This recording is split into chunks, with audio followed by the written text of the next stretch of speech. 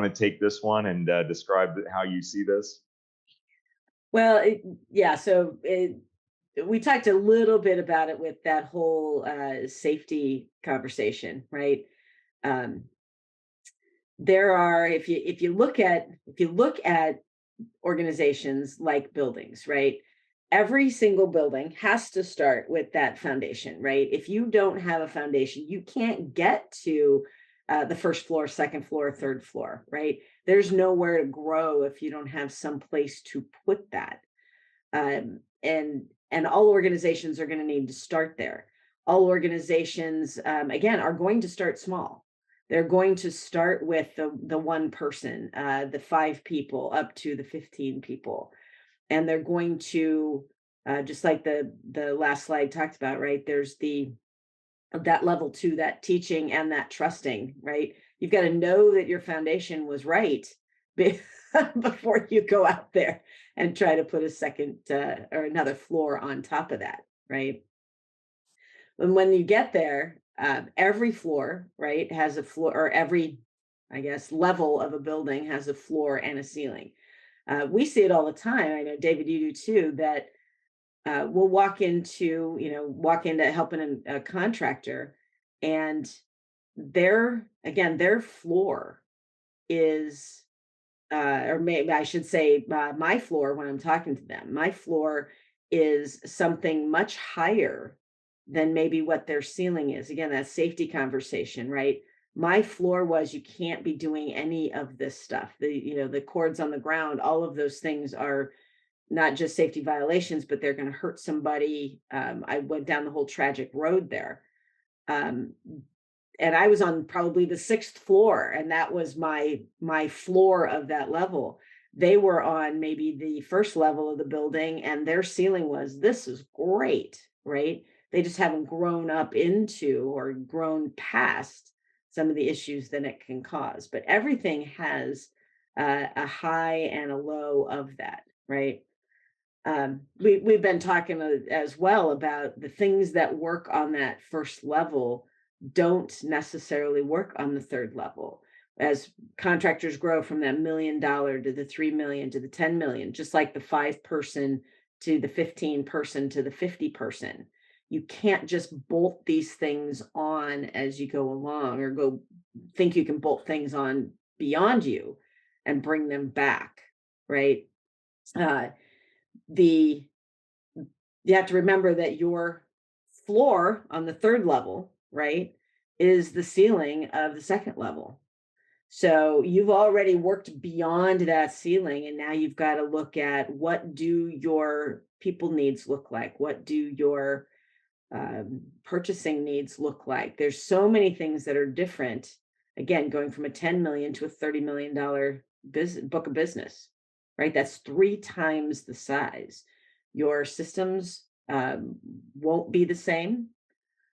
Your people won't be the same. The level of people doing the work and those that you have to teach and trust to do the work are going to look different. Your org structure is going to expand as you work through that.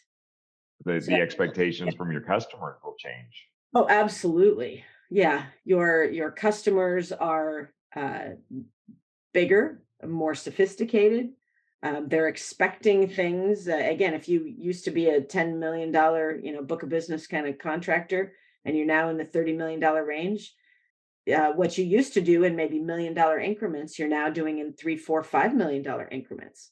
The expectation from, heck, your neighbors, your community may be different. Certainly, the Yeah. expectations from your owners and the subcontractors that you're going to hire are going to be different. So as things grow, and you move from that first level, second level, third level, and then again you start that fourth to fifth level, and now you've got that where now you're trying to scale it from this one building that you're in to multiple buildings in multiple cities, in multiple states, right? You're Right. now trying to replicate that around, in that case, kind of geographically replicating everything in each of the areas. So, Yeah, I love that you brought up the subcontractor piece. Because we talked about the subcontractor piece as in a sub working for like your company, a very very large organization. I'm going to go on the reverse side of that. I was having lunch the other day with a general contractor, friend of mine, and they I've known him since they had about a $20 million business with 30, 40 people, and now they're in the $100 million size.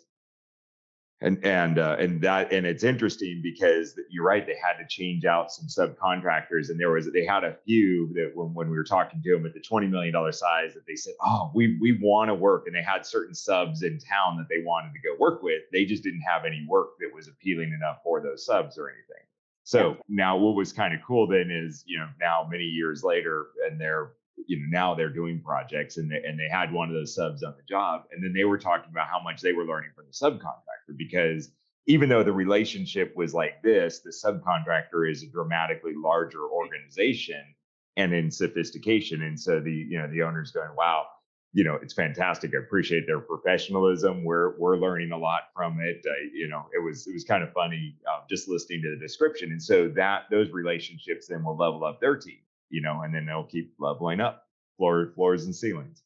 Yeah. I, Well, I, and I yeah, and then when you hire, again, as a prime and you hire a subcontractor, you don't want to break them, right? You need to know what their floors and ceilings are. I was always typically on heavy civil work, and we had a lot of road work, and I know a company now, right? A traffic control company, the great company.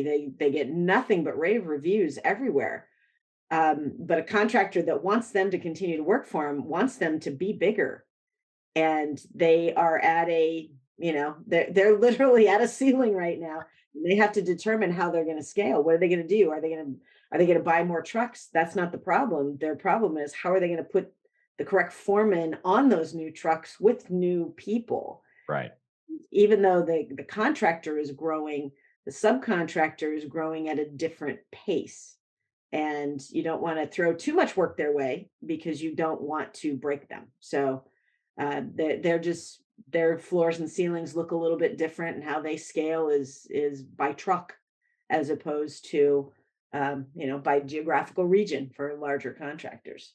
So That's an interesting point that you bring up, and that is a thought, because you do feel constrained, right? When you're growing a business, you feel constrained in every way. You are constrained by your capital, you're constrained by your customers, by your people, and if you mistake that, I remember one of our clients, and one of the owners was just going, "Man, I just wish we had more capital, because they've got all these ideas, and they're thinking that if we just had more capital, we could go do all these things." And it really, it's the speed at which you can develop the people. Okay, I guess I'm saying you're right again. The organizational development that's required to go develop the people. And that's what I kept asking, like, what would you do if you had an extra $3 million of working capital? What exactly would you do? You're obviously building the work. You don't need it for that. What would you do? And they couldn't come up with a good answer, but it is that feeling of like, oh, I'll just buy more trucks. I'll buy this. I'll buy that. And every time we've seen that injection, which we've seen a lot of bad investments made, where capital is injected into the business and it's more than what the team is actually capable of managing, which right. seems kind of weird. And you can go out and you can buy a lot of things, including buying people that you think you're buying a resume. But if you don't have it integrated well into the organization, that still doesn't mean you can progress through these different stages.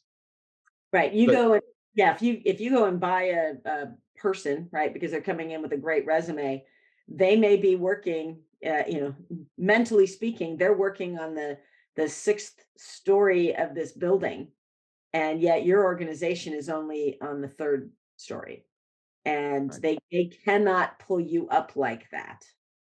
So yeah, it's knowing where they fit when they come in, and what gain will they bring, and how can you orient the rest of the organization around that, because you can't scale from a 3 to a 6, not overnight. Yeah. No, Not it's just a easily. growth.